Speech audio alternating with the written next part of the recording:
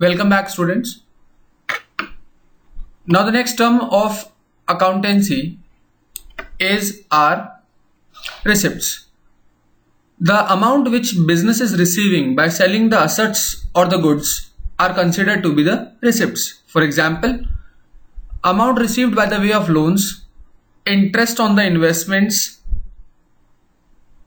by selling the assets, by selling the fixed assets or any of the goods. Whatever the amount business is receiving, that is considered to be your receipts.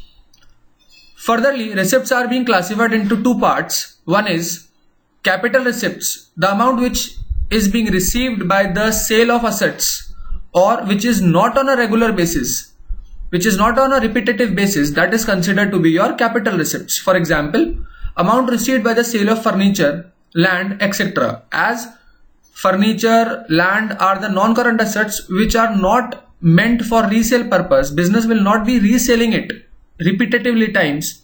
So that is being considered as your capital receipts. On the second side, the revenue receipts. The amount which is received by the business by the sale of goods or which is received on a routine day-to-day basis or from routine day-to-day activities is considered to be your revenue receipts. For example, the amount received by the sale of goods and services, amount received by the way of commission, interest, etc. is considered to be your revenue receipts. The next term is expenditure. Any payment made by the business for receiving the benefit is considered to be your expenditure. For example, amount paid by the business for buying a machinery, payment of the electricity bill, payment for the salary to the workers are considered to be your expenditure. For that, the business is getting something as a benefit. Either an asset is being coming or any service is being received by the business. So any amount paid by it is considered to be the expenditure. Now the expenditure is classified into three parts. The first expenditure is our capital expenditure. The same thing what we are having in the capital receipts. Any amount which is spent by the business for buying of the fixed assets, non-current assets, or for increasing the value of the fixed assets is considered to be a capital expenditure. Basically, the capital expenditure are giving the benefit to the business for a long duration of time. For example, purchase of a building.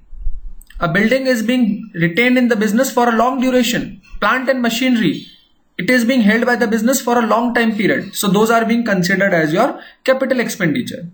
Second, the revenue expenditure, the amount which is paid by the business on a regular basis or whose benefit is received during the 1 year itself.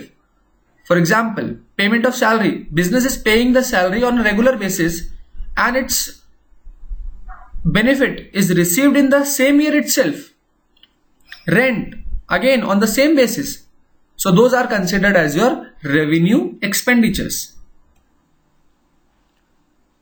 The next is your deferred revenue expenditure. It's a combination of capital expenditure and a revenue expenditure, which means the expenditure which is revenue in nature, but the benefit of which is received or likely to be derived over a number of years. You will be paying that expense on a regular basis majorly, but the benefit from that expense is being derived by the business for a good number of years. For example, advertisement, as the amount of advertisement is being paid once, but the benefit of that advertisement is being received by the business for a number of years.